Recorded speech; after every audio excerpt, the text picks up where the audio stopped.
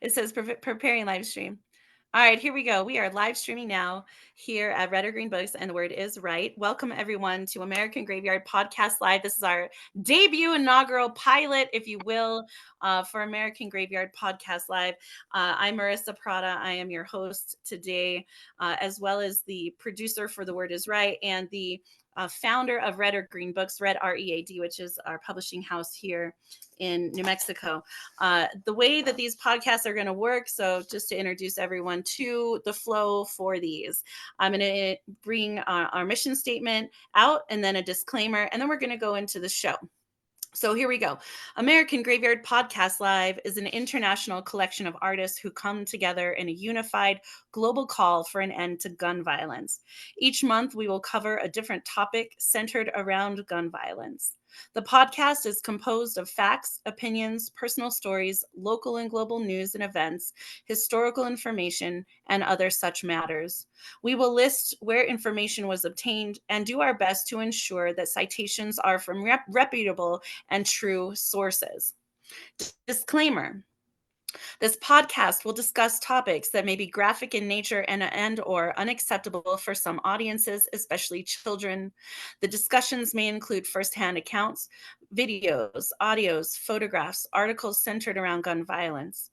The opinions and viewpoints expressed during the show are not necessarily the opinions and viewpoints of every host, guest host, or special guest.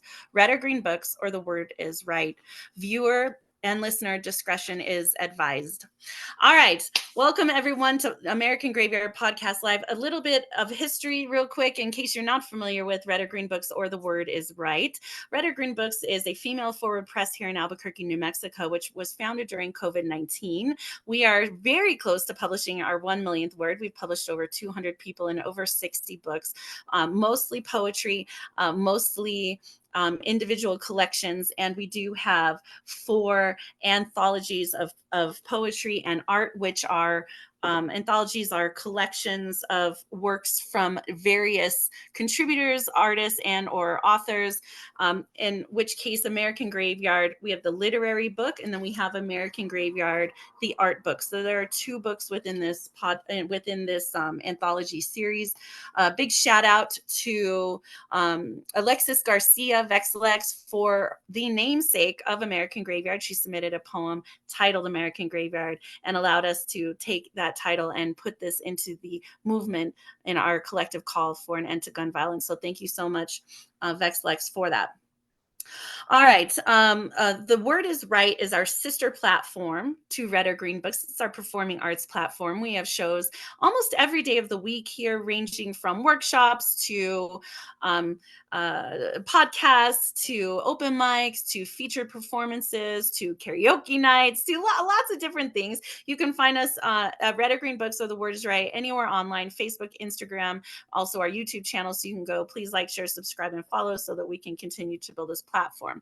All right. We also have a sponsor, a senator program with American Graveyard. So for only $15, you can have us send anonymously a U.S. state senator a copy of American Graveyard. If you go to the website, redorgreenbooks.com, it's Red, READ. You can go to the shop. You can pick a specific state, as long as it's not sold out, and pay that, and we will send the book to a U.S. state senator directly from the press and anonymously. So that's a way for us to get this book in the hands of lawmakers.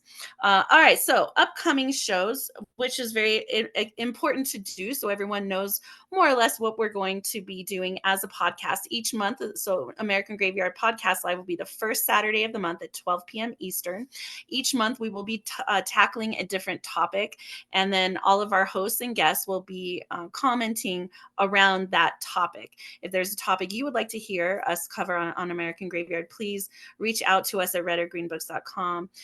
You can also email us, but the email I'm pretty sure it's americangraveyardproject@gmail.com. I've just created that email for this podcast. All right, so today is our inaugural podcast. We're doing the 5 W's of gun violence, or the 5 Y's of gun violence: the who, what, when, where, why, and how. So each of the guests and hosts today will be telling us their whys. October, we'll be doing the Second Amendment on the second show. So we're going to be covering the Second Amendment, the pros and cons for that. I do want to emphasize that this is not an anti-gun podcast. This is an anti-gun violence podcast. Okay. So those of you who are getting your knickers in a twist about this, please just calm down, take a big breath, calm down. Don't you hate it when people tell you to calm down? All right. Anyways, there's no reason to get your knickers in a twist, right? We want to come together collectively, maturely, professionally, cordially, and have respectful dialogue, even if it is discourse dialogue. We want to be respectful to each other. November will be the mechanics of mass shootings. December will be how to survive the holidays, talking a lot about mental health and suicide.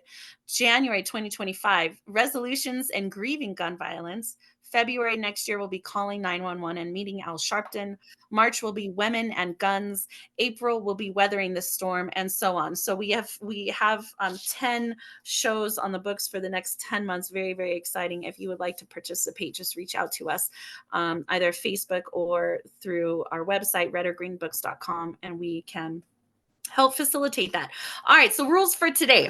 The chat is disabled unless you are participating as a host or guest, which means that you can only message me or the co-host. You cannot message each other. We do not want any bullying or any backdoor threatening happening in our chat. So please use the chat with respect. Also, the unmute option is disabled unless you are a co-host or a contributor today. You will not be able to unmute your mics. If you do need something, you can raise your hand, little raise hand icon, or you can send me a message through the chat, and I'll be happy to address any issues that are happening. This is a free speech zone, but not a hate speech zone. You can say anything you want. You can use any profanity you want. You can have any opinion that you want, but you are not allowed to bring any hate speech whatsoever to this platform. If I feel you're a threat to anyone in this room, you will be 86, kicked out, not allowed the hell back in. Please be respectful and mindful of your behavior on this podcast, and treat each other with respect. Bullying, threatening, any sort of defamatory, personal attacks, general broad-based attacks on any groups of people will also not be tolerated. I take this very seriously. So let's have a good show, because we need to continue to keep this this concept and these programs going. All right. Within the two American Graveyard anthologies, we have 81 contributors from 26 states and 8 countries. It is an amazing global call. We have an international panel of poets who are also going to be coming onto the podcast and helping us as well. All right, so let's see. We've got today, Rick Spisak is here. We have Jane Spokenword, Joan Justice, Robert Fleming, and Laura Greville to help us with the show today. So I'm going to go ahead and open with my whys, because I'm the host and I don't want anyone to feel like they got to go first. All right, I'll go first. It's fine. Most of us, we got day jobs, and so grant us a little grace today. None of us are professional radio or podcasters yet. So grant a little grace on this show, and please strap in for the ride. All right. So let's go back. So I'm born and raised in Albuquerque, New Mexico. I am the mother of 2 daughters. My oldest now is 14 and a half. My youngest just turned 10. When Newtown, Connecticut happened, my oldest was 2 years old. And then when Uvalde happened, she was 12. It was 10 years from the time Newtown happened. And my daughter was in daycare at the time when she was 2. And I remember talking to the daycare people about what their plan would be for an active shooter. And, we as a country hadn't quite gotten there yet. Now, 12 years, 14 years now after Newtown, in fact, on the same day as the shooting in Georgia, I received Albuquerque Public Schools is rolling out reunification ID cards. Reunification ID cards are for when or if there is an incident in your child's school and you need to go and get them. And it has a barcode, it has the name of the student, and so that you can swiftly be hopefully be reunited with your child. That's where we're at. A lot of people didn't know what to do. There was a lot of anger after these mass shootings, right? And I remember feeling deeply despondent after Uvalde. As a mom, as a poet, as an artist, I cried a lot. I still cry a lot when thinking about Uvalde. Um, and so what do you do, right? Everyone's saying, what can I do? What can I do? I'm only one person. What can I do? So I said, well, I'm one person, you're one person, but collectively we're a lot of people. And all of us want to do something and we're not really sure what to do. So let's do an anthology. And I did a call and got hundreds of submissions. And so this is the why for me, because we have to protect people. I've also lost a best friend to suicide uh, with a gun.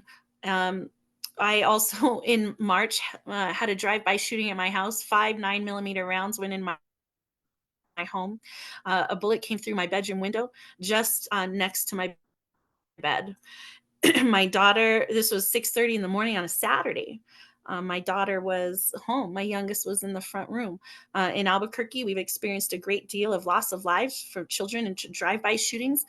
Um, and it has to stop, right? What do we do as a community, right? So there's the macrocosm, there's the microcosm, and then there's my home as well. So I've experienced gun violence. And so, those are some of the who, why, where, hows that are really important to me. So I'm going to go ahead and turn it over. Rick, so we'll go Rick, Jane, Robert, and Laura. Oh, sorry. Well, I'm trying to go in the order of who arrived. So we got Rick, Jane, Joan, Robert, and Laura. We'll just take as I'm going to say, around 5 minutes, but you don't have to take 5 minutes. You can go over or under. That's absolutely fine.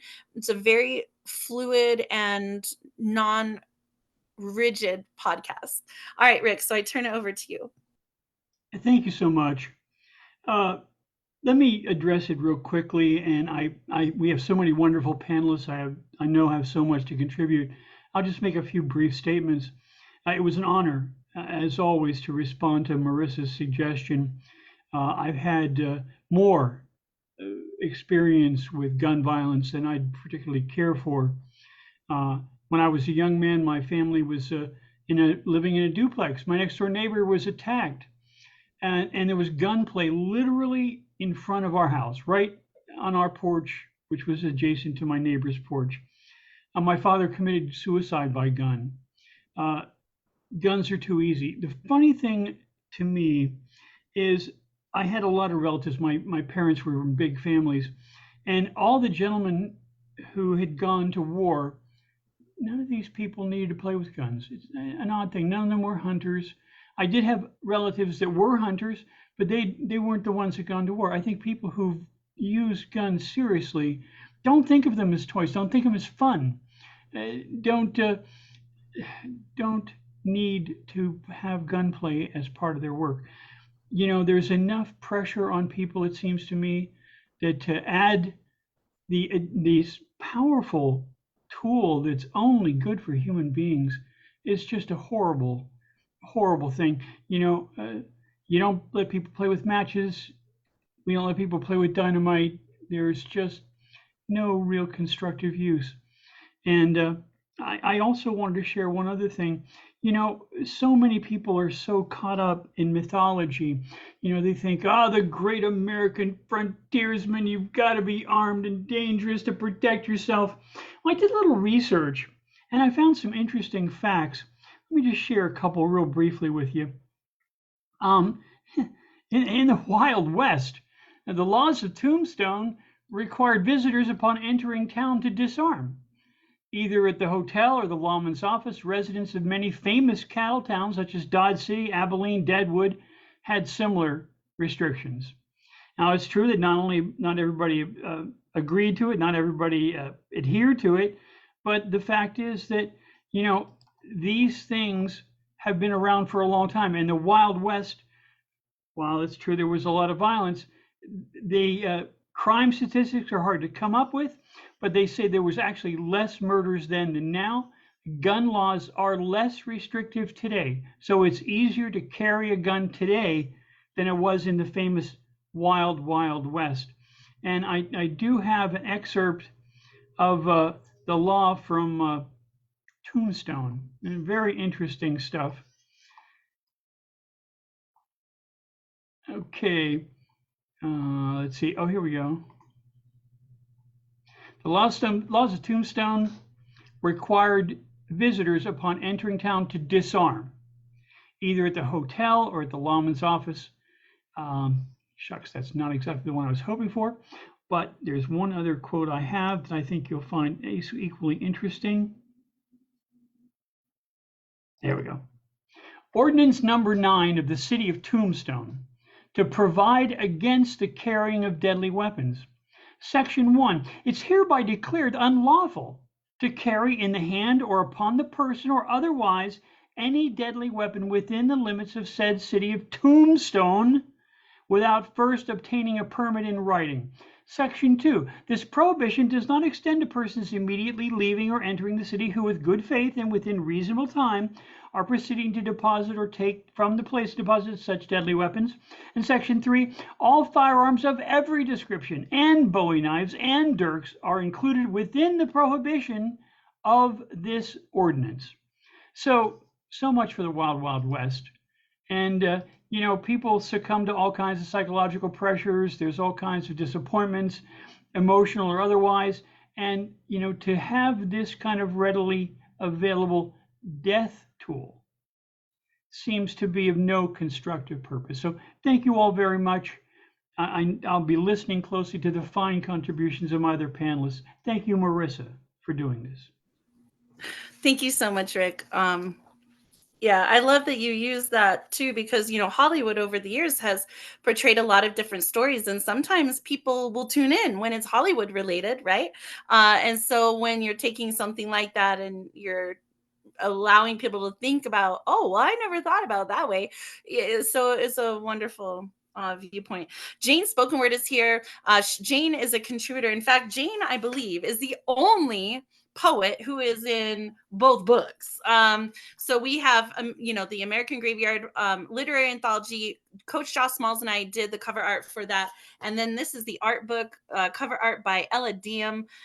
This is a literary art book. So it's got of photographs. Also, Robert Fleming is in the art book as well.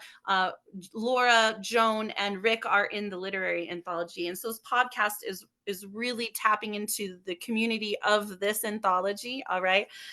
So in case there was not, if I did not make that connection earlier, then hopefully I did. And so Jane is going to read pieces that she has prepared that are inside the books. And then next we will have Joan. And I believe Joan Justice is going to be covering some statistics and facts as well later. But we'll start with the 5 W's next, Joan, and then Robert, and then Laura. So Jane, there you go. Take it away. Hi, Marissa. Thank you for having this. It's a point of frustration for so many of us to see the violence around us and not be able to do anything about it. And the frustration of when we call our representatives and write to our representatives, email our representatives, to no avail. It seems like we are powerless, but we pursue. I pursue because personally, I've lost many family members and many friends to gun violence, either out in the street, one random violence, or from suicide. It's just been a very sad road to see how much pain and life can be inflicted with from gun violence. And as a mother, I'm grateful that my son is no longer in school, but I worry, my heart breaks for all of you parents who send your children to school and not only worry about will they be safe or will they be shot, but worry about the trauma of being we were trained to duck and hide in the 50s during the war, like sit under your desk. But the kids today are like barricading doors and talking about teachers having guns to defend them and police armed in the schools. I believe that's really traumatic for the kids to see all this. So something has to happen. And all we can do is, and I applaud you, Marissa, for coming up with the anthology and a way for us to express our grief and our frustration with all of this. And so I would suggest to everyone, even though it seems futile, call your reps, write your reps, scream at your reps, show up at the town meetings. Gun violence has got to be figured out. It has to be back to common sense by, gun laws. There's no reason for an AK-47 to be in my living room because what? So I will, again, thank you everybody for all your submissions, and reading them has been intense, but rewarding. So I will finish my little blah blah here with a piece from the anthology, and it's called Bang Bang. Bang Bang. God damn. A bullet shot somebody down. Shot somebody down. Somebody down, down. Can you hear the mama's moan? Deep in tears they drown. Bang, bang. A bullet shot her baby down. Her baby down. Down. Your brother, your uncle, your grandpa, your son, your father, your auntie, your grandma, your mom, your sister, your daughter, your only one. Bang, bang, bang, bang, bang. A bullet shot your loved one down. Your loved one down. I wish that somebody could tell me just how the fuck that this can be, because I just don't see the why. Why? And so I ask myself, where is this hatred coming from? Say it again. Where is this hatred coming from? I search my mind and explore my heart for some reason why. Bang, bang. A bullet shot somebody down. Shot him down. Bang, bang. It's usually someone brown. Bang, bang. That dreadful sound. Bang, bang, bang, bang, bang, bang. Societal meltdown. Bang, bang. Somebody shot somebody down. Shot him down.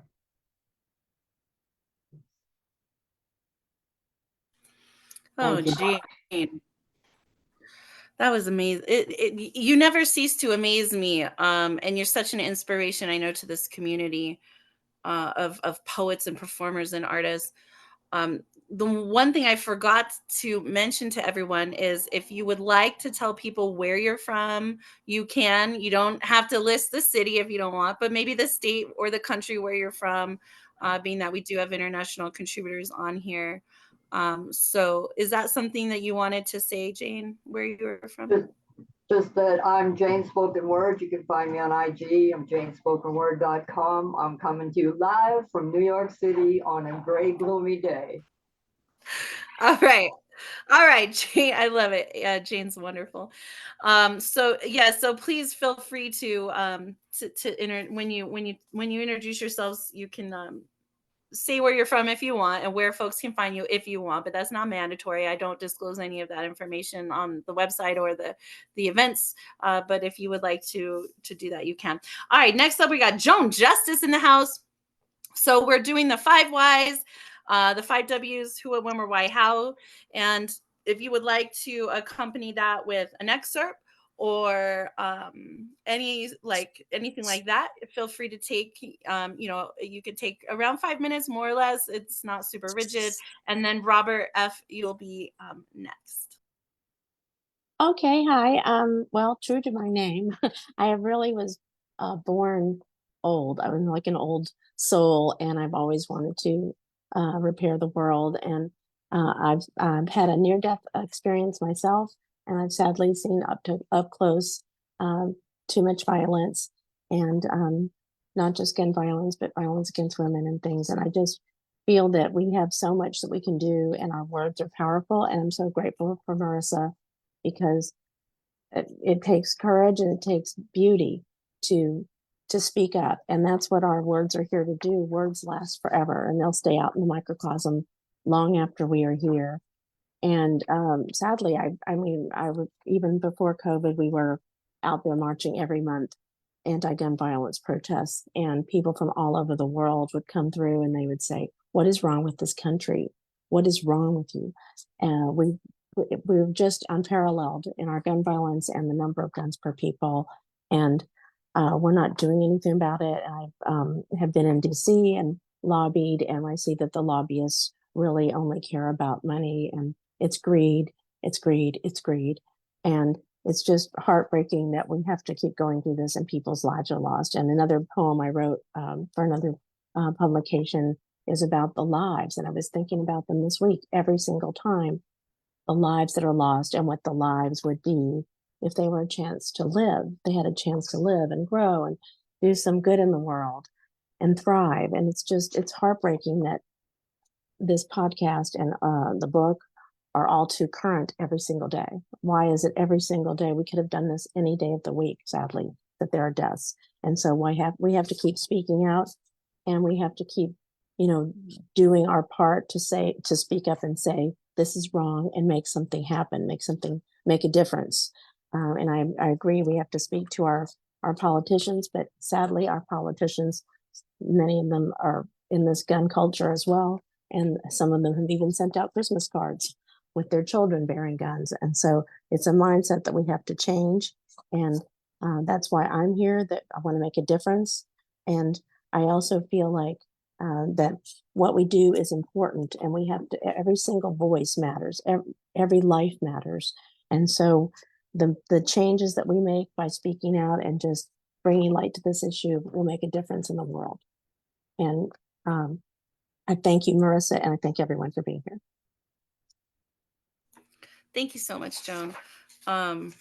There's no accident that the people came to this publication without it being a calling, right? I've met so many incredible humans, and I hope we all continue this advocacy work. Robert F. is also in our Out Loud podcast, not the podcast, the Out Loud anthology that we put together, that we did a podcast tackling our LGBTQ issues and topics that are constantly coming up in the world. And so Robert now is also now in American Graveyard, and we're so glad to have him. So Robert, I will turn the floor over to you. I'm Robert Fleming, a visual artist and a poet from Lewis, Delaware.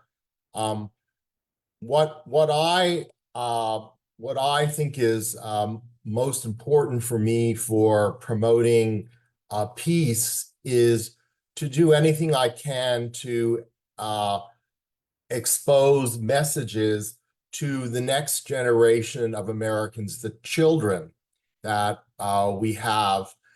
And I'm going to share a little bit about how I was first exposed to violence and to what a gun is. When I was 7 years old, I lived in Quebec, Canada, and Quebec wanted to separate from Canada. One night when I was living in a wealthy district called Westmount, there were 32 bombs which were put off and exploded as a terrorist act. One of them exploded in the house next to where I lived. And that was my first exposure and being a witness to terrorism and violence. My first exposure to what a gun is was seeing it on television. I must have been about 6 years old, and I did not know what the word was for a gun. My next exposure was when I was about 10 years old. My grandfather was a veteran of World War II for Canada, and my family attended a veterans event where there was a firearm demonstration. As a child, I was very interested. I wanted to be able to touch and hold the firearm, and my grandfather would not let me do that at age 10. There were a few instances where I myself have been able to promote peace. I'd say the first one was in high school in grade 9. I joined the debating team, one of the topics was the pen is mightier than the sword. It really was an awakening for me that I could resolve something with another boy with words as opposed to punching him or pushing him. The last big success I saw was my first cousin has 2 children. When one of them was about 8 years old and I was visiting him, the child was having a temper tantrum, and my cousin, who is his father, taught him to say the word frustrated. So as opposed to the child continuing with a temper tantrum, the child was able to say that, and that was able to diminish the challenge that the child was having. So I'm very encouraged to participate in this podcast, and we are having an event in Delaware, probably within 2 months, where at a local library, the Lewis Library, well, we will be showing in a public space writing which promotes peace. Thank you for letting me share my first exposure to what a firearm is and where I was able to go from there. Thank you. Thank you so much, Robert. And I think that's a wonderful highlight, right? The pen is mightier than the sword. Whatever happened to using words to resolve conflict, right? Let's, let's go. And that is part of what, some of the subsequent shows are going to be, is learning how to solve, conflicts in non-violent or hostile ways. So yeah, that's definitely an important takeaway. All right, Laura Greville is here. Very, very excited to have her today. If you're watching this podcast and you're trying to get in the Zoom room, please make sure that you are logged into your Zoom account and that your face, or at least your icon and your name, are typed to be able to access the room. We are not allowing any anonymous people in the Zoom room today, and you do have to be logged into your account to be able to access the Zoom room. All right, Laura, I turn it over to you. Thank you very much, Marissa. I'm honored to be here today and to go on the 5 W's of myself. I'm Laura. I'm originally from Texas. I lived there 40 years. And since then, I've lived abroad, and I now live in Austria. So I've had experience of different laws of different countries. And like Robert, my mission really is peace in this world. I've been driven since I was young to wish for that. And so the gun violence that has spiraled into uncontrollability in the US has been very upsetting for me. I'll tell you, my first my missions really are peace. It's to explain that in other countries, as Joan was mentioning, there's not this problem because they have different gun laws, and so you don't have mass shootings just going on and becoming more and more frequent. I think we've had 33 in the US this year already. And the other thing is, for young people who don't know, people under 30, say, or even 35, life wasn't always like this. So I think I'm on an education mission too. I'll tell you, some of my exposure happened before things really seemed to get out of control and become more and more frequent with the mass shootings, for instance. I am from Texas. I had family who were relatives who were hunters. I knew other people hunting, and people had hunting rifles. They didn't generally have other kinds of guns in those times. When I was about 2, my family moved away from Austin, Texas. However, at that time, there was a mass shooting at the University of Texas Tower by Charles Whitman.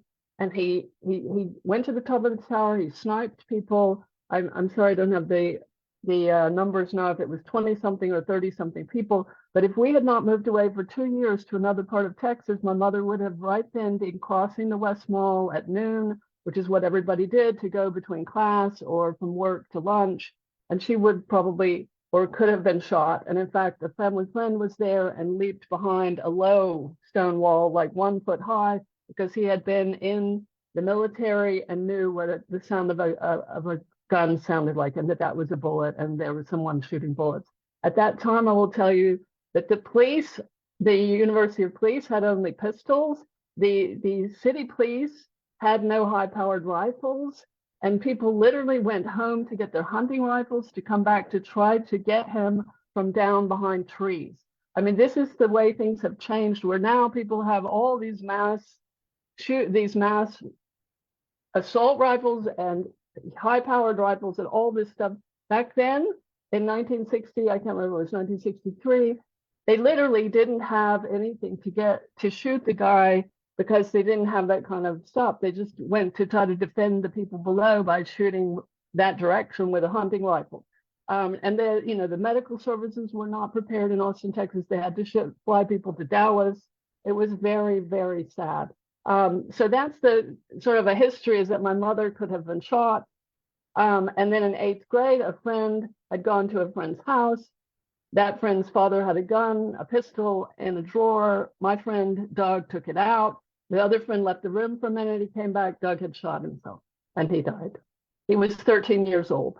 And then when I was 40, my father's cousin was shot by his wife's ex-husband, who came to the house to shoot all of them, but only the cousin was there. So the ex-wife and my aunt, my great aunt, lived.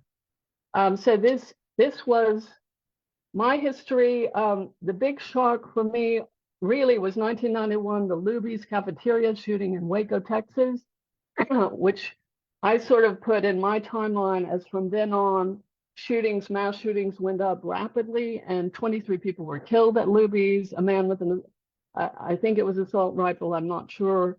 He went in and he just started shooting all these people sitting in the cafeteria. And that was very shocking to me, my friends, family, people at that time, because there weren't all these mass shootings, even though, yes, there was one in 1963 in Austin, but it wasn't, this was 1991. It wasn't like every year this happened. It wasn't multiple times a year. And I think young people are very upset. And you see these school groups who are forming, because no, this is not the history. I did not grow up having, practice drills at school. And to be honest, my children went to school abroad, and I am very grateful they didn't grow up doing practice drills all the time. I have a friend who's a professor at a university teaching English in the US, and she said all of her students are traumatized because they've had mass shooting drills all their life. And that is really upsetting, because that makes me sad that Americans, this is the plight of childhood now. That's not a childhood. I will also say that one detail, I'm sorry I don't have the exact years, but right after the Civil War until 125 years later, so say 1875 or 6, either open carry or concealed carry was made illegal. So then suddenly, after 125 years, why did we need to change that law? That kept people safer. And also President Ronald Reagan, a Republican president, he outlawed assault rifles during his presidency, and for at least 8 years, that was outlawed and there were none allowed. And then they didn't renew that. So, we did have other laws in place in the United States. I've lived in 5 different countries in my life, and the other 4 countries that are not the United States have much different laws for guns. And as a result, they don't have the problem of the spiraling gun violence and mass shootings. They've had a few, and I'm sure these are copycat kind of things. They tend to be young males who go shoot someone, which often happens in the US. But there, it's not allowed to have guns. Even hunters have to go through, say, a 2-year program that includes nature and not just, an ability to use your gun. So So I have a lot of different experience that has made me, wish that things could be different and know that they could be different again in the US, because my first 30 years there were not like that. And thank you. I think I'll wait to read my pieces when I'm there again, because I've talked a lot. Thank you. And thank you so much, Laura, for your perspective. And, again, these international contributors are such an amazing addition to the podcast, because they provide sometimes that external vision to what's happening in the U.S. A little housekeeping issues. So we do have someone in the room whose name is Zoom user. In the spirit of protecting this space, I will give you 60 seconds, please, to update your name or identify yourself before I remove you. The chat is disabled except to the contributors today, as well as the microphone is off. Because we want to keep this space as brave as possible, with as little riff-raff ruckus shenanigans as possible. But I do not want anyone in this room who is not going to identify themselves, who is also not contributing to the show. So I will read a few quick statistics while I give them the opportunity to do that, and then they will be removed if they are not going to comply to the request today to be identified. All right. In 2022, 48,117 people died by firearms in the United States. This is according to publichealth.jhu.edu. An average of one death every 11 minutes. Over 26,993 people died by firearm suicide. 19,592 died by firearm homicide. 472 died by unintentional gun injury. And an estimated 649 were fatally shot by law enforcement. It's interesting that one they say estimated. Aren't we supposed to document how many people law enforcement kill? That's a side note. Let's do a whole show on that next time too. All right, Zoom user, I gave you some time. My deepest apologies if you're here on good intentions, but if you are not going to identify yourself for the safety, security, and courage of everyone here today, I'm removing you. All right, let's keep going. All right, so we are going to go ahead and move into the sections of the show. So some of the different highlighting points for this podcast are going to be historical references, statistics and facts, something positive, and the takeaways. All right. So we're going to do the historical references and historical facts. Historical references is Rick Spisak, and then the statistics and facts is Joan Justice. And then we're going to take a break, and we're going to go to the YouTube clips from the shooting at Appalachian High School in Georgia a couple days ago, and we'll do the clip and then we'll discuss it. We'll do the clip and we'll discuss it. We'll do the clip, we'll discuss it. We got 4 of those, and then I'm going to end today on something positive. I think it's very important to end each show on something positive. So I will be streaming the Rudy Francisco poem titled "Rifle," and then I'll do a quick summary with the takeaways as we end today. If you're interested in participating in this podcast, like I said, please feel free to reach out to us on the website redorgreenbooks.com or through our Facebook or Instagram pages. All right, Rick, I turn it back over to you for historical references. Thank you, Marissa. This is such an important topic. I'm so pleased that a publisher and a poet like yourself would raise this issue and bring us a forum like this.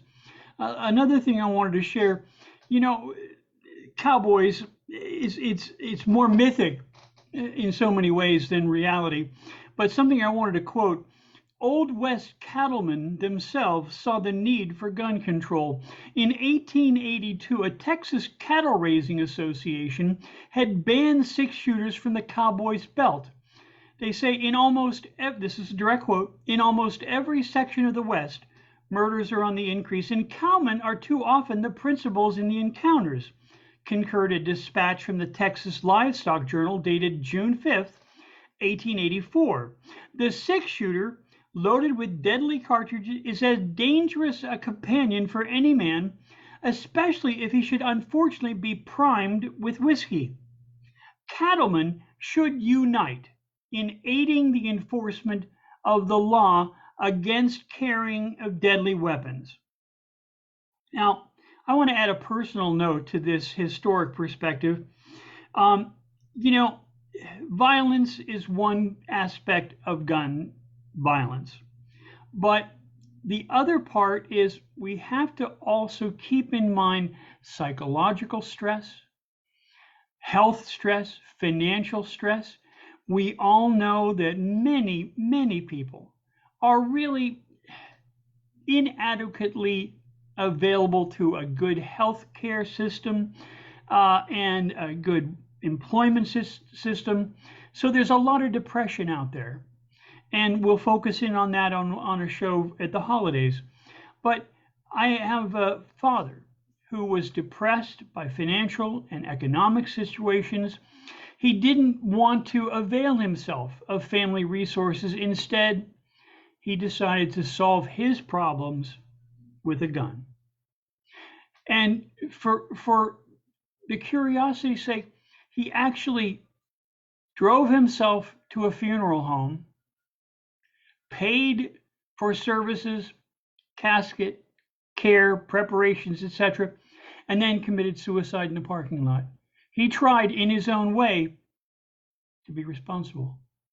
But let's be responsible in a different way. Thank you so much. Thank you so much, Rick. Okay, next up we have Statistics and Facts by Joan Justice. Ms. Joan, are you ready? We'll see. If she had to step away, I've got extra facts here. If you need, Joan, let me know. I'll give her a few seconds to, maybe she stepped away from her mic. All right, so very interesting, the things that we're going to be talking about on this series. Like Rick had mentioned, we're going to be talking about the gun violence in the holidays in December. In 2021, 85.7% of homicides were committed by firearm in the United States, compared to 76.7% in the previous years. We do know that COVID-19, was a contributing factor in a lot of issues that people had with their mental health that also elevated suicide levels. But to think that more than 8 out of 10, more than 4 out of 5 suicides, the mode of death, the suicide, the cause of death is gunshot wound. So we talk about gun violence, but we also have to look at the overarching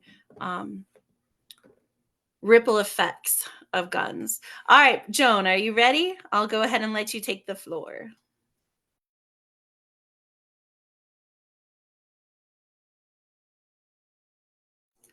She's got her hand raised. Oh, do I have to make you a host again? Hang on one sec. Make co-host? No, you're a co-host, aren't you? Let me see. Hold on. Sorry. I forgot she went out and came back in, so I have to make her a co-host again. I'm sorry, Joan. Oh, that's all right. Something friend. happened to my Zoom link for some reason. I had to come back in. I just was touched by so many things that people said, but I love that word that Rick was saying, that he didn't even know the word for a gun. Robert was saying, that you didn't even know the word for a gun. We shouldn't know the word for a gun. And the pen is mighty. The sword is a slogan that I've lived by my whole life. And I love the fact that we can rephrase things, because I really feel, besides the fact that the guns are so prolific here, I mean, United States has 5% of the world's population, and we have 40% of the world's guns. We have more guns than people. And just in the past week alone, 324 deaths and 657 casualties of people who've been shot. And we are trying very hard, but we really have to get at the root of it. And I really feel that, like many countries like Japan, they do extensive background checks. They keep coming back, and they everything is maintained, and they never let people have the guns that they're uncertain of. And we are just letting the guns fly free. And that's what's so it's so troubling. We want to get to the heart of it, take the guns away. They'd buy the guns back in Australia and New Zealand. They're finding a way to help the people who have the guns feel like they didn't lose their investment, if that's what they see it as. But there's absolutely no reason for anyone to have the AR-15s. There's absolutely no reason to have them. And the part of the mental health discussion we were having earlier is that the suicide element, as well as just the fact that this mental health system is broken, that someone like Colt, who is named after a gun, can have a troubled mindset and get stuck in that mindset where the only solution he sees is that he is going to have to take away someone's life. It just doesn't happen in other countries. They put the laws in place and these things don't happen. For some reason here in the United States, because the way our system is set up with the lobbyists, and then not just the lobbyists for the guns, it's the mental health lobbyists. The big pharma wants to keep those pills out there. It's not just the fact that people are not being helped. When they are helped, oftentimes the medicine themselves can cause a mindset of wanting to kill. And we have to keep reminding ourselves that we are all one earth fabric. We're made of the same stardust. There simply is no other. We have to take care of each other. We are all one piece. And I was thinking about Colt, and I was thinking about a piece from the American Graveyard that I have, and I updated it because it's all too relevant. My portion says, when someone like a troubled teen like Colt Gray grabs a gun that he got as a Christmas present from his dad and turns to social media saying, "Look at me. While I stroll anywhere you might be, and you wipe your friend's blood on your face to stay on earth and not get hurt. I'll rat-a-tat-tat with my machine gun and wipe the floor clean with your tears. I won't ask how you vote. You'll just never go home. My mind is made up." And that is the heartbreaking part about it, is that they get stuck in a mindset and they have decided to do this and it just continues on. There has to be someone to stop it, and the guns cannot be so accessible. The fact that people collect them and that they have them so handy, and that people are celebrating guns, and people that you even think that I mean, we had someone mention to us, a neighbor the other day, they just happened to have a whole closet full of guns. I mean, it's not something that any other country is doing. And I feel that even many, many years ago, people have written songs about it. Here's a song that was written by Debbie Friedman that I'll close with. She wanted to stop it. And we have to just keep speaking out. Our words have to continue. And we have to keep bringing the knowledge to light, because the more knowledge people have, knowledge is power. And we can bring this world back together. I know it. Broken hearts, shattered visions come together one by one. Hurt another round.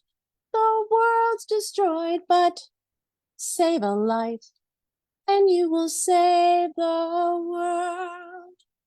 No more darkness, no more crying, no more hiding, no more lies. Looking for the way back home again. Save a life and you will save the world. Take my hand, we'll build the world together. Save a life and you will save the world. Oh, Joan, that was lovely. Thank you so much for that. Your line, "We are one earth fabric." We should do a design, for that, and put that on, things. We should definitely do. I'll try to work on that. I'm an artist. I'll do that. That sounds Do, good. do Because that. we If you do really that are. design, yeah, do that design and put your, whatever website or handle at the bottom of that. I'm happy to put that on shirts Because it's and, really, what. that's what we forget. We're all one piece. We really did come from the same stardust. And I kind of envision like the globe with a quilt like wrapped around it, would be Beautiful, very. beautiful. All right. This is how this is, we're a bunch of artists, right? So we sometimes we get inspired and we inspire each other. And so I hope that even if you're not an artist or you're listening to this perhaps now or at a later date, that you're inspired as well. I will mention this because this is very interesting. We have Robert F. and Laura and others who have lived outside the US. This is a statistic from NPR.org. It says the US has the 28th highest rate of deaths from gun violence in the world. 4.31 deaths per 100,000 people in 2021. That was more than 7 times higher as the rate in Canada, which had 0.57 deaths per 100,000, about 340 times higher than that than in the United Kingdom, which had 0.013 deaths per 100,000. So when you're thinking about the statistics, and you cannot argue with mathematics and statistics, but that is from NPR, and we'll give you citations at the end of the show, different websites you can go to find more information on gun violence statistics. All right, we're gonna go to a clip I have on YouTube pulled up from the shooting in Appalachia High School this week. There's a total of 4 clips. We're going to do clip discussion, in which I will invite everyone to all of the contributors and hosts to unmute. If you're watching today, you are muted, unfortunately, but you're welcome to type things in the chat or ask questions in the chat. We may or may not address your comments or questions, but if that is something you would like to contribute, you are welcome to do that, as long as, remember, again, the dialogue is respectful. It is a brave space. This is a free speech zone, but not a hate speech zone. All right.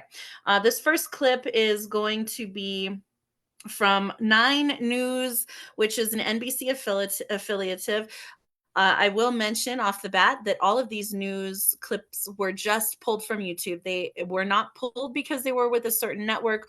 They were not pulled to support one side or the other in any sort of political party. These are simply news clips that I felt were worthy of this podcast and had some sort of important information to bring to today.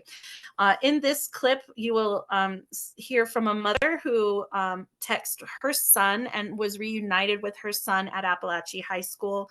You will hear the governor make a few statements, and you will hear a student give their kind of their initial sensations to what had happened. All right, so I'm going to do a share screen here. And I'm going to get to the Chrome tab, and here we go.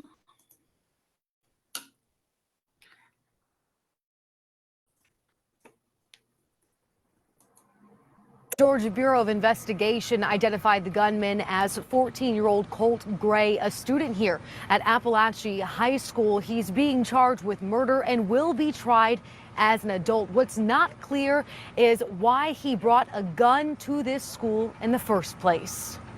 I'm just still in shock, and I just prayed that he would be okay. I love you.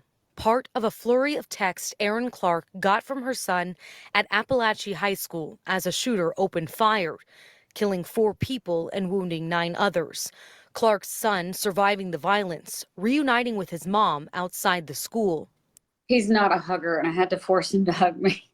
Tragically, 14-year-olds Mason Schermerhorn and Christian Angelo, as well as teachers Richard Aspinwall and Christina Ermy, were killed during the shooting. The Georgia Bureau of Investigation revealed the suspected gunman, a 14-year-old student named Colt Gray, began the shooting just after 10 a.m. He was arrested quickly after being confronted by a school resource officer. Right now, officials say there's no obvious connection between Gray and the victims. This is everybody's worst nightmare.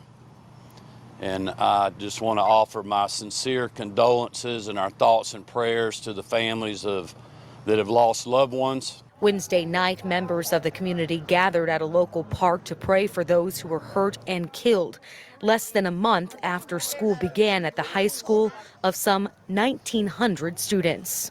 I lived in Winder all my life. I'm 15. I've been here a long time. I just never thought. That's why my parents came here. It's such a peaceful town, and just nothing ever happened. I didn't think it would be here where I live. The 9 who were hospitalized injured at the high school are expected to be okay. The Barrow County superintendent says classes are canceled at all campuses for the rest of this week, and when students and staff return, grief counselors will be available. In Winder, Georgia, I'm Lee Waldman reporting.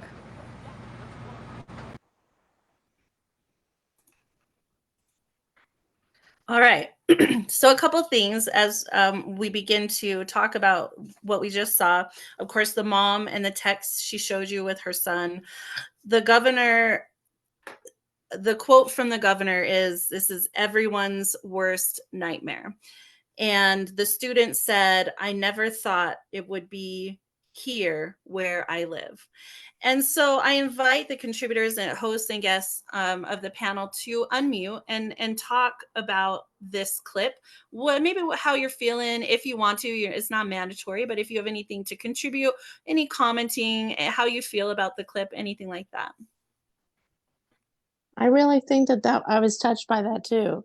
I never thought it would be here, and that's what we've created apparently with the situation, the gun mentality in this country is that there's no safe place. You can't go to the doctor's office, you can't go to a grocery store, and you can't pray, you can't go to school. I mean, I can't even imagine what it would be like to have to go through that every single day, to go through these gun drills, to not even know if you're going to make it home or your child's going to make it home. It's terrifying, and it's unique to the United States, and it's just tragic that there's no place safe, and there's no when, where. That's when I was thinking about the different W's. We don't know where, and we don't know when. Sometimes we know why they did it, but usually after the fact. It's unique to the United States. Yep. I totally agree, Joan. Rick, you had something? Yes, I think it's so important that we try to talk to our elected leadership. I know it's raining on a rock. I know the dollars speak louder than our voting voices, but we still must continue to do it because no firearm has been conclusive. That, they talk about a good guy with a gun, and we've seen that just fall flat on its face time and time again. When I think about the trauma of these little children today being walked through gun drill after gun drill, my generation was told to hide under our desks for nuclear war protection. It was absurd to us when we were 8 and 9 and 10 and 12, and I can't imagine that the gun drills seem any more sensible to children today. People completely underestimate the intelligence of children. They see through BS like friggin' ice. It's just not fooling them. And obvious to them is that we don't care enough to change things. So I'm proud to be here among people who want to do everything we can to make a change. Thank you very much, Marissa, especially for this forum. Thank you, sir. Amen. Robert, I see you're muted. Hi. Yeah, I'll share. I was just shocked how a 14-year-old teenager could get access to a gun and to bullets and to know how to use the gun. I was reflecting on how difficult it is to be a parent and to keep the child safe and all the things that the parent has to do for that. Like when the child is 6 years old, they have to teach them to not touch the stove so they won't burn their hand, how to cross the road to not be hit by a car, and the parent needs to lock up all of their pharmaceuticals so the children doesn't eat them. And if the parent has a firearm, they need to lock up the firearm so the child can't get access to it. I'm just reflecting on the difficultness of the job of the parent to keep the child safe. Yeah, in the third clip that I'm going to show you, it's going to tackle that. Okay. So the first two clips are really like the student eyewitness accounts so that we can get a sense of what it was like being there. The third clip is going to be the clip on how law enforcement and the FBI knew a year ago that this person had made threats of school, and a little bit about what the laws in Georgia were at that time. And then the last clip we're going to show is the press conference from the sheriff and the superintendent. Joan, I see your hand is up. Well, it's just a couple things that I was thinking about, especially when he said about don't touch the stove. I mean, I've seen some of those Christmas cards I was mentioning about the people in government, and one of them was even bragging about we're never going to run out of ammo. I mean, it's a mindset that we have to get inside. There's just no way that people can have that. These two lives can live parallel. We have to find a way to make it a safe place to be, that we can't go anywhere. And I was thinking about my own near-death situation where ever since I had this, I had a whole out-of-body experience, it was terrifying. But once you face something that terrifying, you feel like you have to do something even more in the world. And every time I leave my family or I hang up the phone with a friend, I tell them I love them. And heartbreakingly, every single day that, parents send their kids off, they never know if they're going to see them again. And that's why we're here. We want to do something about that. But it's just tell people that give as much love as possible. I feel like if we can give as much love as possible, at least we have this something inside us to carry us along, because that's the final words. Even during 9/11, people were texting, I love you. Let's just say it every day. Yeah. And that'll come into play in that fourth clip I'm gonna show you today. All right, the second clip, this is from Fox 5 Atlanta. You're going to hear a graphic account from a student who was in the classroom while children were being shot. You're also going to hear the reporter commenting on the fact that students should be learning, not having to administer first aid, and the fact that kids don't want to come back to the campus.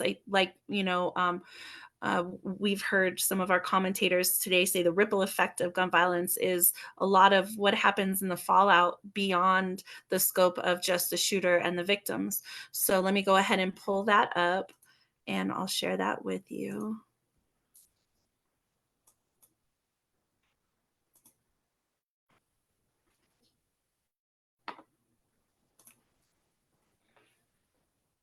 And after 3 hits, the door flew open, and all I saw was, when I turned around for a few seconds, was a figure with like a pretty large gun aiming at all the students.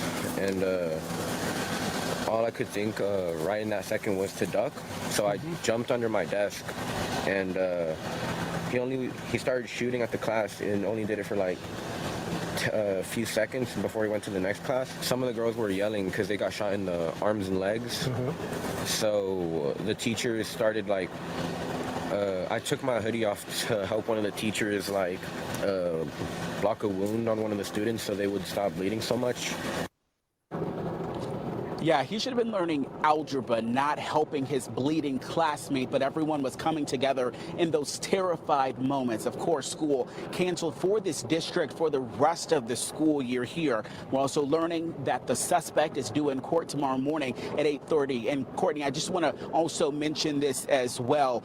Something I've noticed here, we've seen a tow truck here remove a lot of the cars that is in the parking lot that is behind us. I'm told that's because many of the faculty, the staff, and even those seniors who might have drove to class there or drove to school in high school, they don't want to come back to this campus after what happened yesterday. So that tow truck is carrying those cars away to a different location so they can pick up. This will have lasting effects for everyone that is involved in this, Courtney.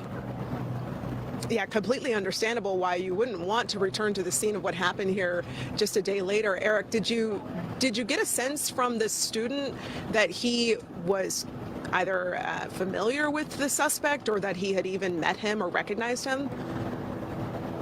Yeah, so he didn't recognize this suspect. He actually said that he believes that this might have been his first class that the suspect had knocked on and tried to get in. And unfortunately, he was able to get in, but he knew those two students as well. Christian, who he was closest with, he described him as someone who was loving and fun and just really loyal and reliable there. And he watched him die in front of him. He watched his other classmates there shot by a gunman who he had no clue who was, and said that he left the class and then went to another, or tried to go into another classroom and do the same. But he said he didn't know the gunman, but of course he knew his classmates, while they should have just been learning algebra.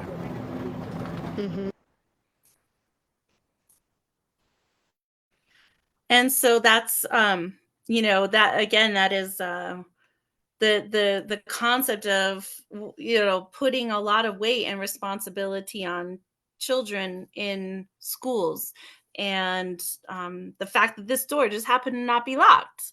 Where are we going with this if children cannot move freely in a school and it becomes more like a prison, because of the fear of this type of thing happening?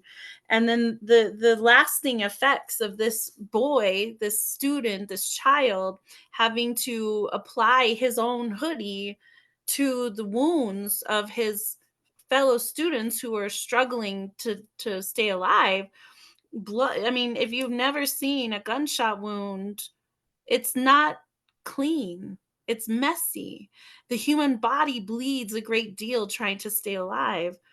So the lasting effects of these graphic experiences for these young people. Does anyone have any comment on this video? And feel free to just unmute if you would like. Laura, you don't have to necessarily raise your hand. Okay, This is well, more of a I fluid unmuted platform. just because I want to bring up the point. We all know how horrible gun violence is. A lot of us have seen how horrible it is. But the one thing that I really feel like we're not addressing, and that this is one of the things that I impress upon my representatives when I call them, is that we're raising a generation of children that are going to have PTSD. I mean, there's no way that kids can move on with their lives, even if they've not seen the direct conflict and the direct violence with their own eyes. It's there in their mind. They know when they go to school, they're at risk. So it's just too much stress to put on our children, and we will see the results further down the road and not here. And we will pay for all the representatives that are not doing something about curbing the gun violence, about restricting guns. We need to get the automatic weapon ban back again. It was Bush that released the ban. So we need to really pressure our representatives to ban automatic weapons, bumps, and all those things that we don't even know about because we're not gun people. Yeah, that's totally valid. Robert, I believe you had your hand up next. The teenage boy who spoke to the press had tremendous courage to speak up. When I was his age as a teenager in high school, there was a lot of peer pressure. If you witnessed something like a fight or people breaking rules like smoking in the school, to say nothing. And if you did speak up, you could be called a tattletale or a snitch. That's true, right? I mean, they still battle the stigma of speaking up, right?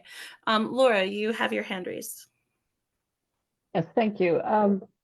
To go on from what Jane said, and living abroad, for decades now, it's occurred to me that really the U.S., the PTSD and the effect on the children in the U.S. are living in a war zone. And Americans need to realize that this has been created because of the lax gun laws and because of the shootings. And yes, the psychological effect, Jane's right, it's not going to get better.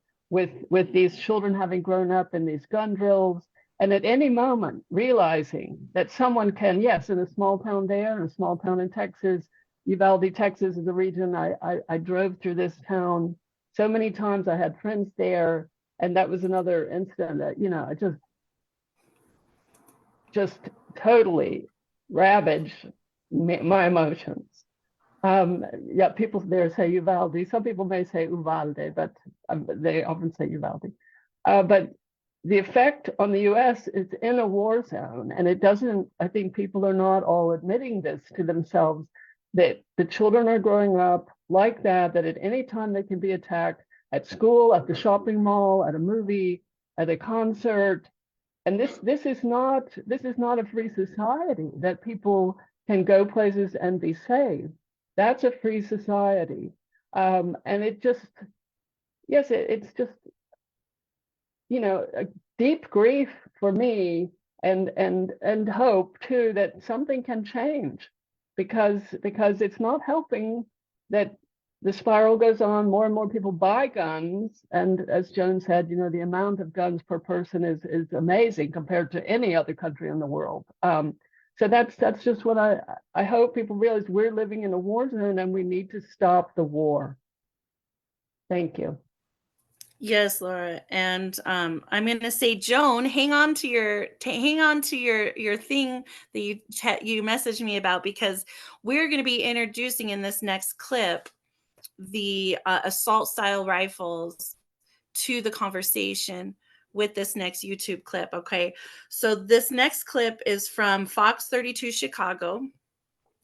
You are going to hear that law enforcement was, the FBI was tipped off about this student since last year, but they did not have enough evidence to make the arrest under current Georgia law.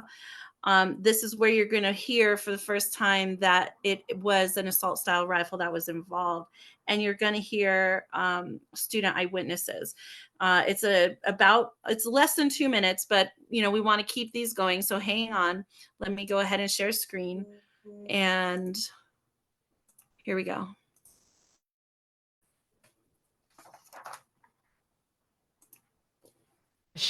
Sheriff's report says users of the social media site Discord tipped off the FBI about that Georgia school shooting suspect. The revelation comes as we learn more about the victims and the suspected gunman. Rebecca Castor has the latest.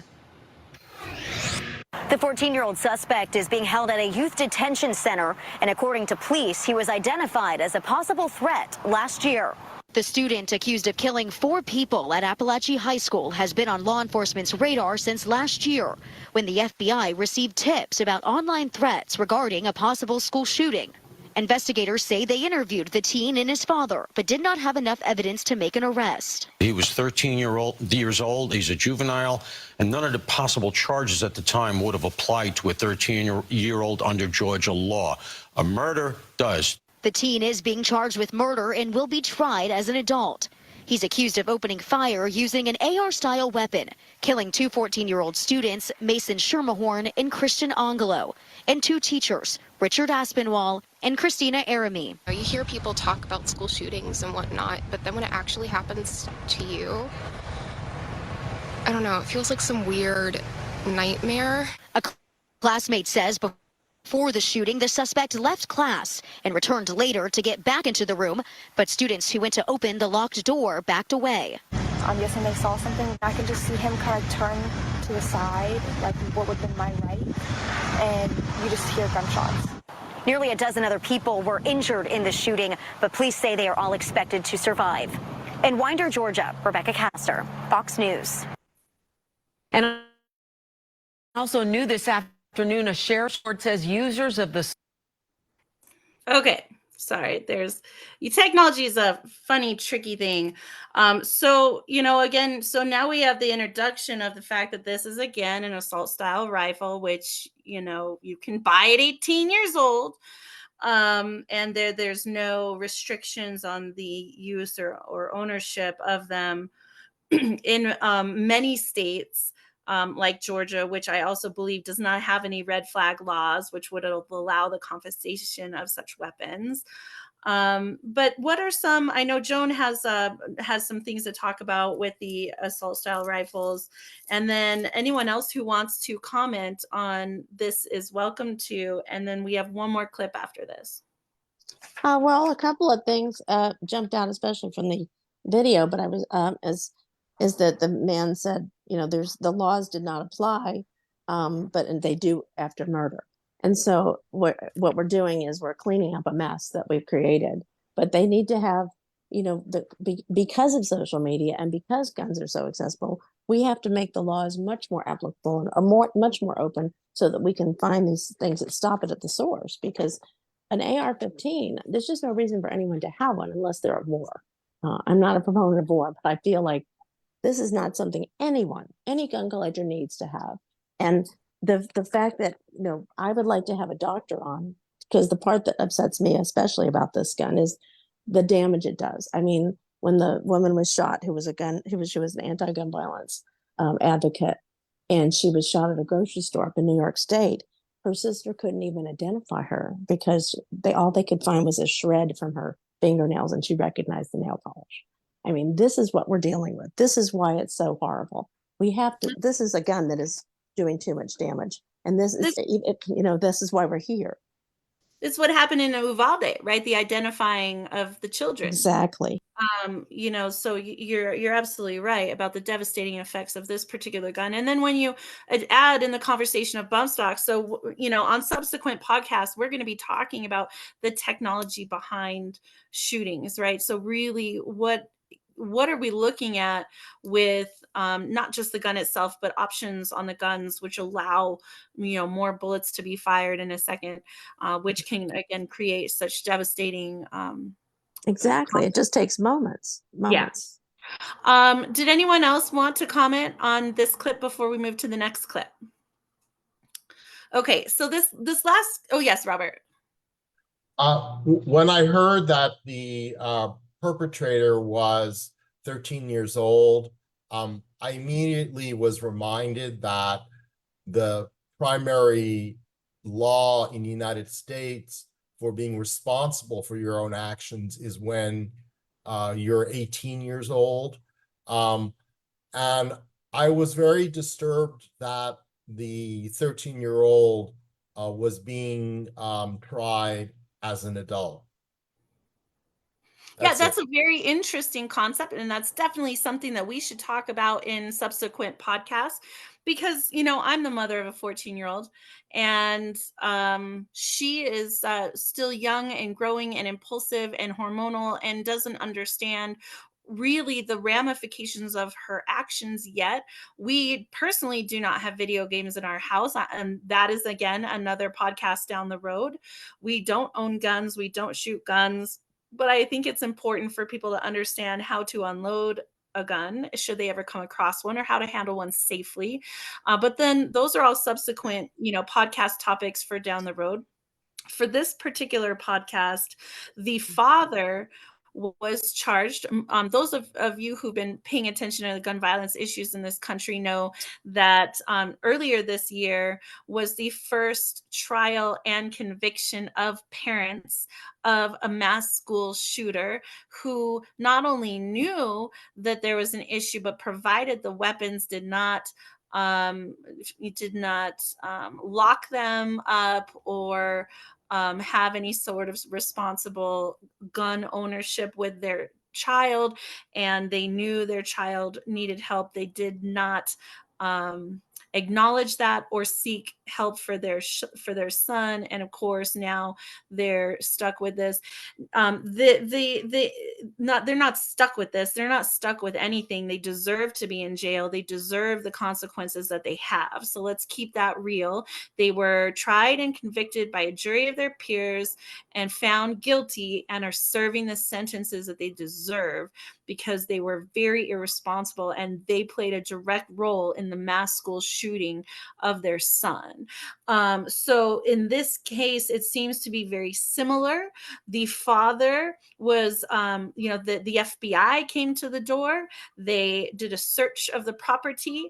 They had guns on the property. Their son was shooting, using the weapons for hunting at the age of 13. That is not a judgmental statement. That is a factual statement. They found online posts that he wanted to do a mass shooting. And one of the things that we're going to be talking about on these subsequent podcasts is the inspiration effect of these mass shootings, because he was directly inspired. Most of these, if not all of these mass shooters, are directly inspired, and the roots really go back to Columbine. And it's really important for us to acknowledge this, not just in the school shootings, but we see this within terroristic incidences within the US and within the world, how things are inspired. So this father is arrested. He's charged not only with involuntary manslaughter, but murder, I believe second-degree murder, plus a whole handful of other charges that because he knew he was warned about his son. He had weapons in the house. This was a gun that was purchased and given as a gift, an assault style rifle purchased and given as a gift to someone who was 13, 14 years old, which they are not legally allowed to own yet. And so because the guns were not properly stored, maintained, or monitored, this child had access to it. And because nobody was listening, he was not able to have any sort of intervention care. And because the laws that were in place would not allow law enforcement to either detain him for help or to remove the weapons from the home, it was nothing happened until now. We have 2 dead teachers, 2 dead children, and 9 injured in the hospital. So that, the kind of the takeaway, like you said, Robert, absolutely, parents need to be held accountable for these shootings. At least that's my opinion. All right, this next one is actually like probably my most, the one I feel the most about, because first of all, I want to say thank you to law enforcement and first responders, because without having the resource officer confronting the child, this could have been a lot worse. Without having first responders on the scene right away to give treatment, it could have been a lot worse. So thank you, law enforcement and first responders. We do understand your job is very difficult. That being said, I really am sick and tired of hearing this statement from law enforcement and lawmakers. So what you're going to hear is it's the full press conference by 6 ABC Philadelphia. You're going to begin hearing Sheriff Judd Smith in his comments as he is updating us on the incident. There's 4 things that he says I'm going to bring up. Then you're going to hear from the superintendent of schools, McGuff, and there will be a few things that he said that I'm going to be talking about. And then the end was the discussion a little bit about grief counseling. This is a little bit longer clip. It's about 4 minutes, so bear with the time. If you want to write things down so that you can bring it up in the discussion afterwards, I highly encourage you to do that. This is not meant to be a defamatory or judgmental usage of the clip, but it is meant to serve as a resource for how we react to things, what we say in the moments, and how do we look at this and move forward and not ever have to be here again. Okay, so that is the purpose of this. Let me go ahead and share this clip with you all. And here we go.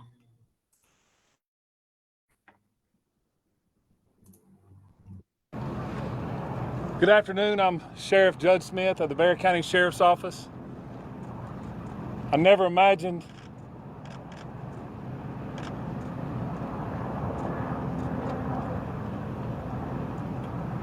that I would be speaking to the media in my career over something that happened today, the pure evil that happened today. I cannot thank the people behind me for the support they give me today, to give this office and give this staff. This hits home for me. I was born and raised here. I went to school in this school system. My kids go to this school system. I'm proud of this school system. My heart hurts for these kids. My heart hurts for our community. But I want to make it very clear that hate will not prevail in this county. I want that to be very clear and known. Love will prevail over what happened today. I assure you of that. It is very early as to what happened. Governor Kemp reached out to me and has provided me every single resource that he has to make sure justice prevails. I don't know why it happened. I may not ever know. We may not ever know. But I ask that you and our community lift up our schools, lift up our public safety, and that, again,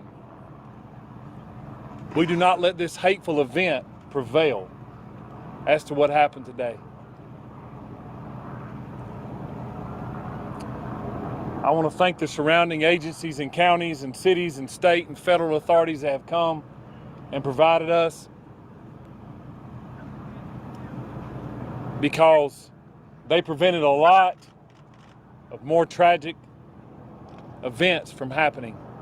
Continue to lift up these families, continue to lift up our students and our kids, and know that love will prevail. At this time, I'm going to ask Dr. LaDuff, our school superintendent, to come and speak on behalf of the school.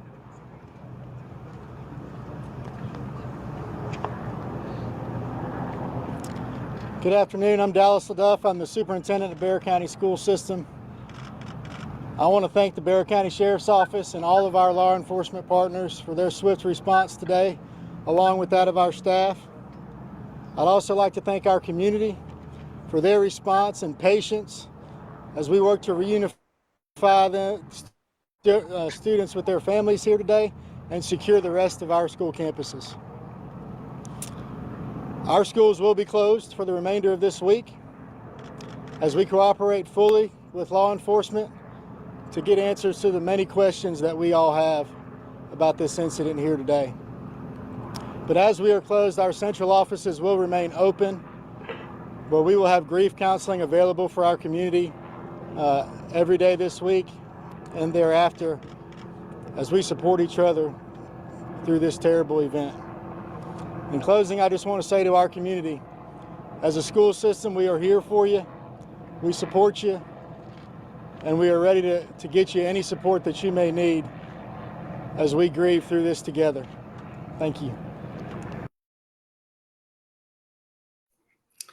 Okay, so a couple things I want to bring up that was said in that clip, in which case we can all then go into a discussion, because it's really infuriating for me as a woman, as a mother of school-age children, as a victim of gun violence. I don't like to say victim, as a survivor of gun violence, and having seen what is happening in our schools within my lifetime. I am so sick to death of the I'm sorries and thank yous. Like, with all due respect to Sheriff Smith and to Mr. LaDuff, with all due respect to them, because I don't know what it's like to be a sheriff responding to a mass school shooting. And I don't know what it's like to be a superintendent of a school which children died at because of a mass school shooting. All right. So I will make concessions there. But Sheriff Judd Smith said, I never imagined. Did he not go to any active shooter training?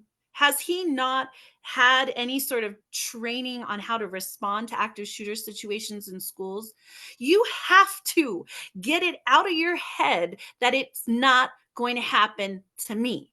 Not me, not my town, not my state, not my county, not my sheriff's department, not my schools. You got to stop thinking it's not going to happen to you. Okay? Because I'm so sick to death of hearing law enforcement and lawmakers say, I never thought that this could happen. Children are allowed to say that because they are children. They are allowed to have hope. They're allowed to believe that they're safe in school. So for a child to say, I never thought that this would happen, that's valid. But you're a grown man. You're in law enforcement. This is your town, which you say you love. and you never thought it could happen. Like, give me a break. Because it makes everything that you said in this feel like such a slap in the face. And I don't even live in Georgia. I didn't lose a kid, but I feel like I got slapped in the face again by another canned press release from law enforcement. He says, this was pure evil. To me, that feels very religious, and you're putting shit on me that I don't want. And I don't want you to tell me it's evil. This was a child who made a bad choice because nobody would listen, because the laws didn't allow for this to be avoided. It's not pure evil. It's pure stupidity, in my opinion. He says, hate will not prevail. Love will prevail. I assure you of that. First of all, Sheriff Smith, you cannot assure us of anything. Number one, don't assure us of anything. Number two, love is not stronger than bullets. Love will not bring these kids back. Love will not take the trauma away from the survivors. Love is not going to prevent this from happening again. Love is not going to show up at the voting booths and change the laws. Love is not going to do that. Love may be able to offer healing down the road. Love may be able to offer forgiveness and grace and healing down the road. But it's not going to make this go away. It's not going to change what happened, and it's not going to prevent it from happening again. So you can take your love and you go figure out how to fix this, and stop apologizing, and stop saying how sorry you are, and stop congratulating yourself and all of the responders on what a great job you did, and start preventing this from happening again. What you can do is make sure you're never at another news conference like that again. Now, moving on to Superintendent LaDuff. Again. Boom, though. Boom, Marissa. Yes. Politicians dressed in suits, y'all. You go. This is right on. I gotta just say, like, again, I'm not a superintendent having to give this news conference, all right? But I felt like there was no weight to that man on what happened. It felt very canned. It felt very cookie cutter. Like, this happens so much, you just pass on the TPS reports, if you will, pass them on, inner office memos on how to respond to a gun shooting at your school. Like, is this where we're at? You know, the superintendent said, we are here for you. We support you.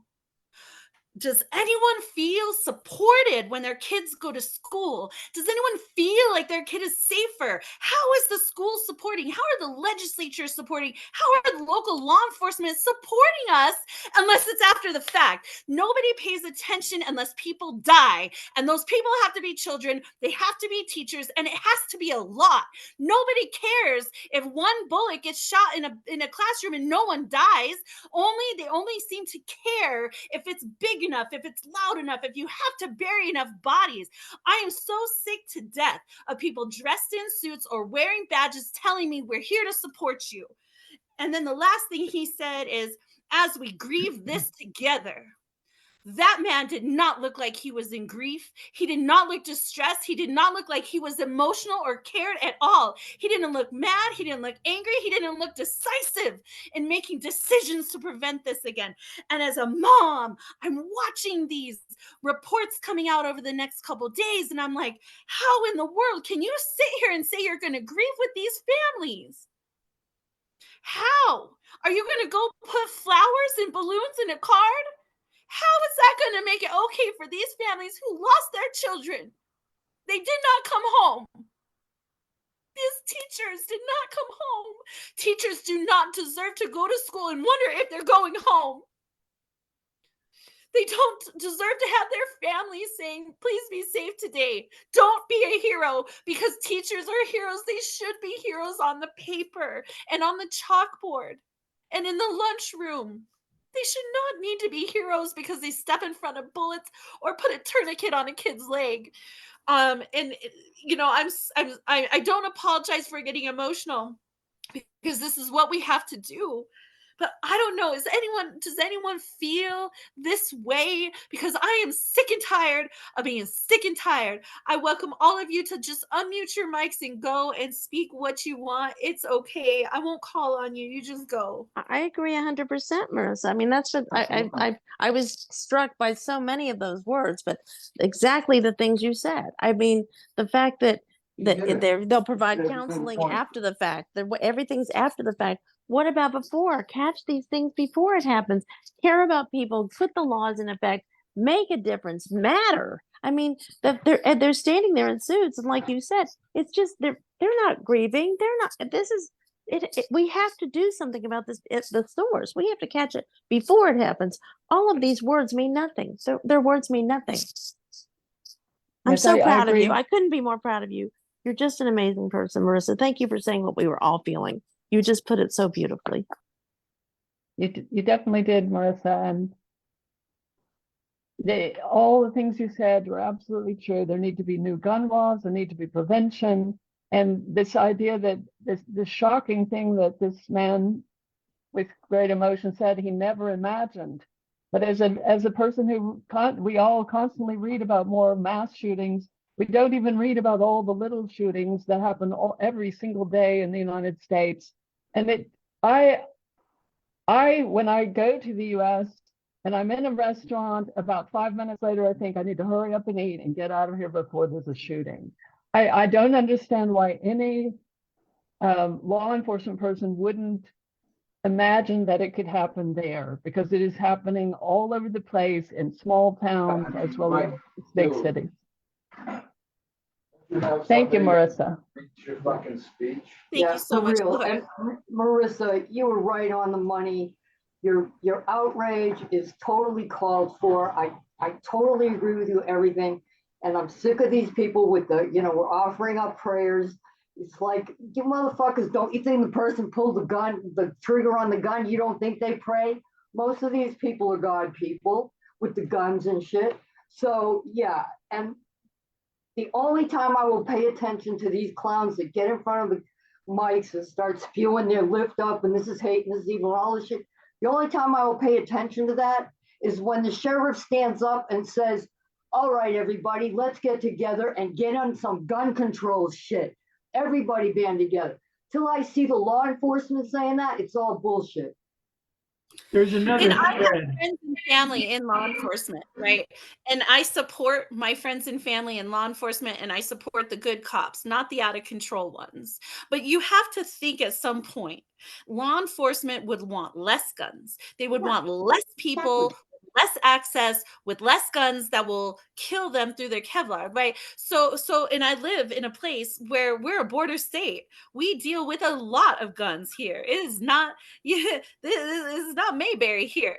And so you would think that law enforcement would help to push and help to facilitate not only early intervention and red flag laws, but also perhaps of raising the age and the background checks and the ability of people to own firearms and what kind of firearms would be suitable for a civilian.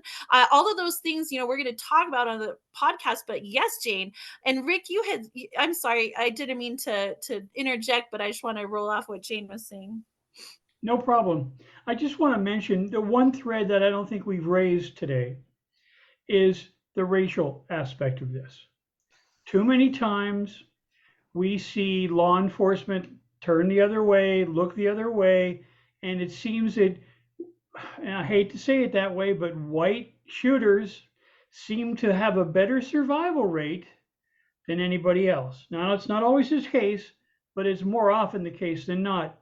And it's something we have to consider. I have had family in law enforcement as well. And one of my daughters was so interested in the good work of police. She had someone very close to her have a police officer talk them out of suicide. So she really wanted to participate. She wanted to be one of the good cops that we're so proud of. And in the city of Austin, where we tend to think is a much more liberal city, especially in the environment of Texas. But she found when she signed up for police training that there were racist chants, racist attitudes being taught by the instructors. The devaluation of any life that is not white, she found completely appalling. And she actually, with a few of her fellows, took it to the administration of the police training facility and said, you guys got racist attitudes that are being trained into police officers. And I just think, I'm sure it'll come up in greater detail, but too many times we see this only as a complicating factor of what is already a horrendous issue. And my son was a police officer for a while in a Western town. And he told me that they were trained as soon as they go into any facility, that the first thing they're supposed to do is check out the exits and make sure where their best position is to start shooting people. And I thought, my God, you know, I had told him early on, I said, you know, I'm much more concerned about the psychological damage that you're going to go through in your training and in the peer pressure of your group dynamic than I am about you being shot. Far more worried about the moral compromises that you're going to be forced into every day. Thank goodness he's gotten out of that. Yeah, and the whole concept, we did see this in Uvalde, right? Again, I'm in New Mexico, where you have a great deal of Chicana, Hispanic, Latin American people here, and so the racial and ethnic concept around gun violence is prevalent, right? And a lot of people don't talk about it. And I will say that in the American Graveyard Anthology, you know, Coach Josh Smalls, who's a poet laureate nominee in Charlotte, you know, he's a gun violence survivor. He has a bullet still in his face. A great deal of people from different backgrounds, different cultures, different religions, races. They're all in this book. It's a very diverse group of people. And we, you know, that is a topic that we're going to be covering on this podcast, because there is a huge discrepancy there within the communities of Black and Brown and BIPOC people. And then we look at hate crimes, right? We look at the hate crimes for not only race, religion, but also gender orientation and sexual identity, which is part of what we're battling in the Out Loud podcast. So all of those things are things that we're going to be bringing up around the podcasts, but they are probably going to interject in each single episode because it's so important and affects all of these communities, right? Robert, you have your hand raised. Yeah, I view the police chief and superintendent as ignorant and incompetent. And since they were being broadcast on media and television, you know, if those positions are elected, it's an opportunity for the citizens to see them for who they are, and to when they have the chance to vote, to not vote for them. And now that in United States we're in voting season, that's something that I look for in terms of candidates, which I'm considering voting for. I'm very much focused on whether a candidate has delivered results and they're not just describing themselves as a term like trustworthy. What I would have expected, especially of the head of police, is not to be asking people to come forward and say what type of support is needed, but he would know what is, let's say, the top 3 types of support that are needed in this type of incident, and that he is moving towards providing it. Thank you. Yeah. And I will do a quick side note here. We had somebody joining us earlier, but here comes Mr. Witz. So let me reiterate this for the podcast for those who perhaps may be joining us. This is not an open mic. this is not a town hall forum. This is not a getting together of anyone who wants to say stuff. This is a podcast live show that is organized with hosts and guests and topics.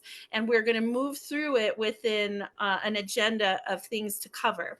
However, if people join us who feel like they have a question to ask or a comment to say, we will then choose to open that if people want to add to the chat, and we'll make that decision if we want to include it in the podcast or not. It is not meant to exclude anyone. So if anyone is feeling excluded, our deepest apologies, but please understand that this is a preset show that is comprised of contributors from the American Graveyard podcast. If you would like to be a special guest and be scheduled to be on the podcast, please reach out to us. But there was someone who was here earlier, and they had said that they were a voice from Scotland, where we had one of the worst school massacres and where trauma is really now being looked into, is missing. Hope something is gained from meeting us. So I do encourage that person who was here earlier to reach out to us on the website or through Facebook or Instagram. We'd be happy to include you as a special guest for future shows, but this is not a public forum or a town hall. All right, let's keep going. One thing I do want to mention, which completely negates the credibility of those who were saying that they never thought it would happen, is that a week prior to the shooting, you got to think about this, a week prior to the shooting in Appalachia, all of the teachers and staff were given lanyards with special emergency cards with a button you can press, and that button will immediately put the school on lockdown and notify authorities of an active shooter situation. So this is what we've come to, America, right? Giving panic buttons to teachers and administrators to lock down a school. But in this instance, it was very effective. It seems to be very effective from the feedback that they were able to lock the school down immediately and go into that. So if you've never been present at a school during an active shooter lockdown drill, I've been through 3 or 4. I highly encourage you to volunteer at your child's school and go through that to understand what they are going through. All right. So we're just about done. We're wrapping up now. A few more things. Yes, Rick, thank you so much for being here. I appreciate you. We're going to have Jane grace us with one more poem, and then we have 2 more things today. The Something Positive segment of the show is going to be the Rudy Francisco poem, Rifle, and then I'll do a quick summary of takeaways, give you citations for the information today so you can go and do your own research as well. So I will turn this over to Jane, and we'll wrap up the show hopefully within the next 5 or 10 minutes. Okay, I will give you a piece that's from the anthology. It's called From Here to There. I am nowhere. I am anywhere. I am everywhere. I am a traveler, shedding my skin, diving beneath the surface, reading between the lines within. This fairyland is not my home, not my roots, my identity. My allegiance is to peace and justice, not the hatreds of politics, not the power of prowess, suffering at the hands of racists, pretending that they are righteous, brainlessly speeching, ideology preaching, handcuffed by hatred that blows in the wind, fucked up on the color of the skin they're in. Love and compassion are greater than fear, treading waters in a pool of tears. The power of evil will crumble to truth, and I will fucking bury you. And if you crawl back out, I will bury you deeper without a doubt, be it ever so beautiful. We fight for our home.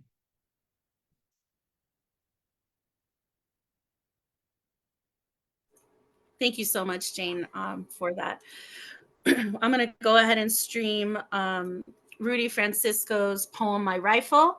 He is a poet and spoken word artist and author. This clip is from The Tonight Show with Jimmy Fallon.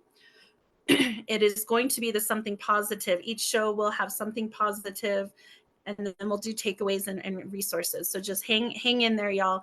I promise you don't want to miss this poem.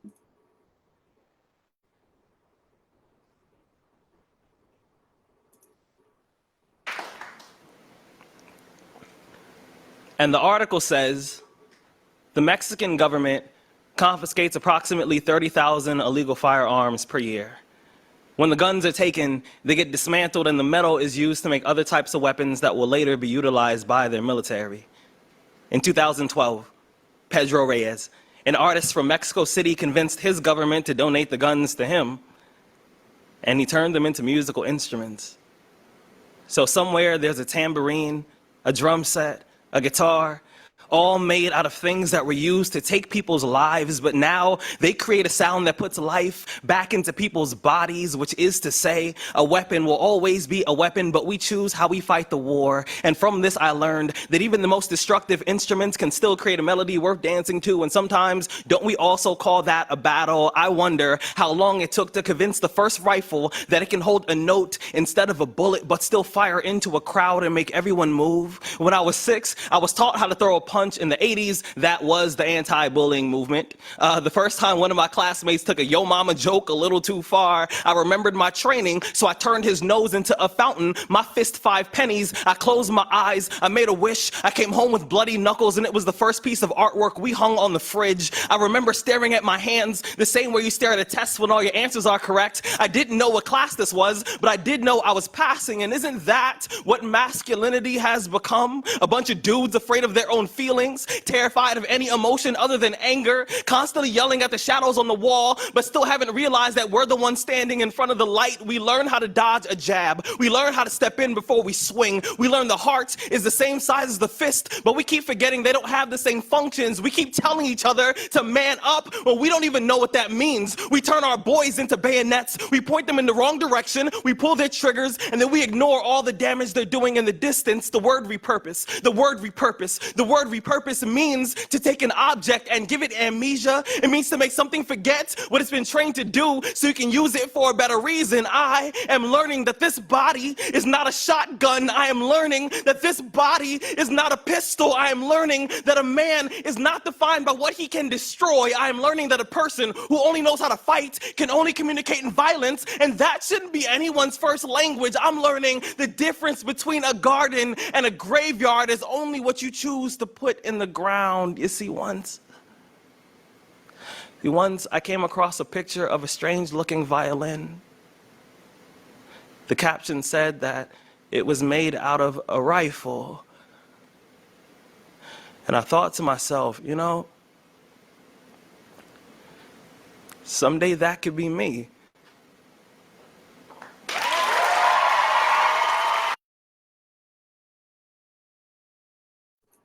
Whew.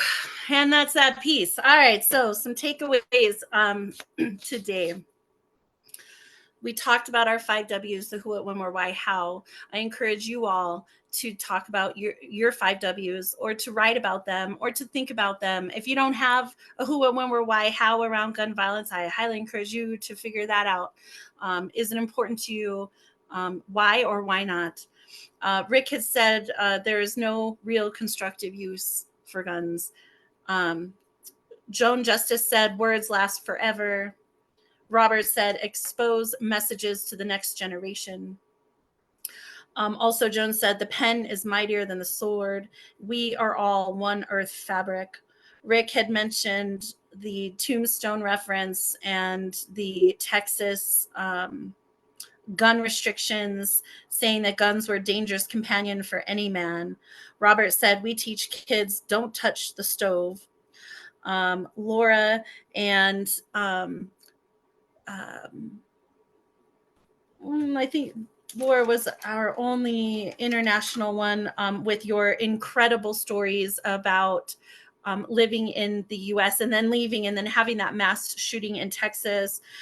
Jane's poems, Bang Bang, and just your work around gun violence and your advocacy in the poetry community. Thank you so very much.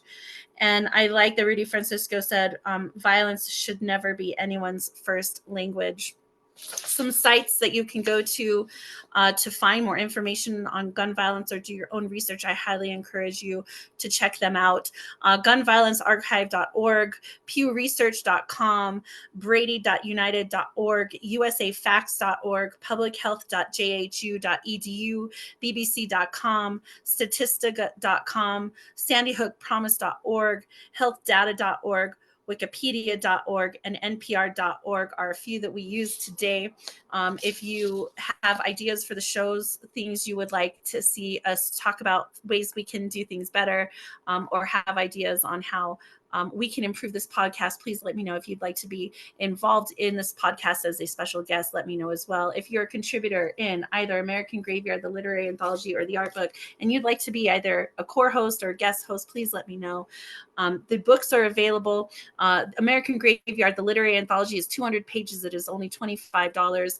The art book is full color art book. It is $20. Together, they're only $40. And all the sales of these books go to produce the next generation of volumes. This is volume 1, because when we put this out in 2022, we knew that there were going to be, 2023, we knew that there were going to be further volumes of this book. And so if you can get a book, please do so.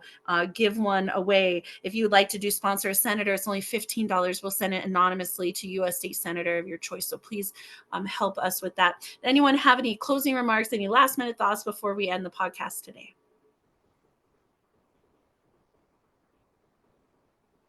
All right. Well, thank you also. Yes, Jane. I was just going to say, everybody, call, write, email, yell at your people, talk to your people, stand on a corner if you have to. We need to reinstall the ban on automatic weapons, period. We need stronger gun controls. We need to protect our children. I think it was Joan who said, maybe it was Laura, that we do not live in a free society when we don't feel safe to bring our children to school. Yeah. We must never stop. Never stop.